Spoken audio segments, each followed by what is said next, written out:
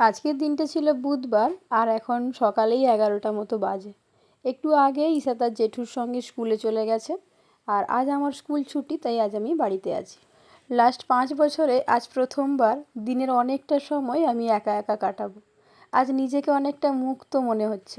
এই 5 বছরে একা হাতে বাচ্চা পালন করতে করতে আমি ক্লান্ত। মাঝে মাঝে মনে হয় সপ্তাহে অন্তত একটা দিন যদি বাচ্চার ঝামেলা মুক্ত হয়ে কিছুটা সময় কাটাতে পারতাম তাহলে বড় ভালো হতো, কিন্তু সে সুযোগ আর কোথায়। তো যাই হোক, ঈশা স্কুলে চলে যাওয়ার পরে আমি এখন এসেছি বিছানাপত্র গুছিয়ে রেখে ঘরটাকে ভালোভাবে ঝাঁট দিয়ে পরিষ্কার করতে। আমার বাড়ি যেহেতু রাস্তার কাছে আর এই রাস্তা দিয়ে অনেক যানবাহন চলাচল করে, তাই প্রচুর ধুলো ময়লা জমে ঘরের মধ্যে এবং বিছানাতে। তাই প্রতিবার বেড কভার চেঞ্জ করার সময় খাটের গদি তোশক সব কিছু ভালোভাবে ঝেড়ে ঝুড়ে পরিষ্কার করে নিতে হয়।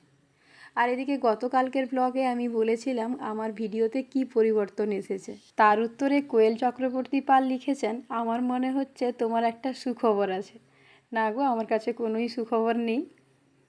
সঞ্চিতা দে লিখেছেন ক্যামেরা কোয়ালিটি যদি ভালো হয়ে থাকে সেটা 9 মাস আগে থেকেই ভালো হয়েছে, তবে একটু লাইটটা ভালো দেওয়ার জন্য হয়তো ভিডিওর কোয়ালিটি আগে থেকে একটু ভালো হয়েছে।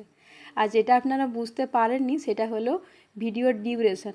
আগে আমার ভিডিওর ডিউরেশন 1 মিনিটের মধ্যে হতো, তবে লাস্ট কয়েকটা ভিডিওতে আমার ভিডিওর ডিউরেশন সেটা বেড়ে গিয়ে 1.5 থেকে 2 মিনিট মতো হয়েছে।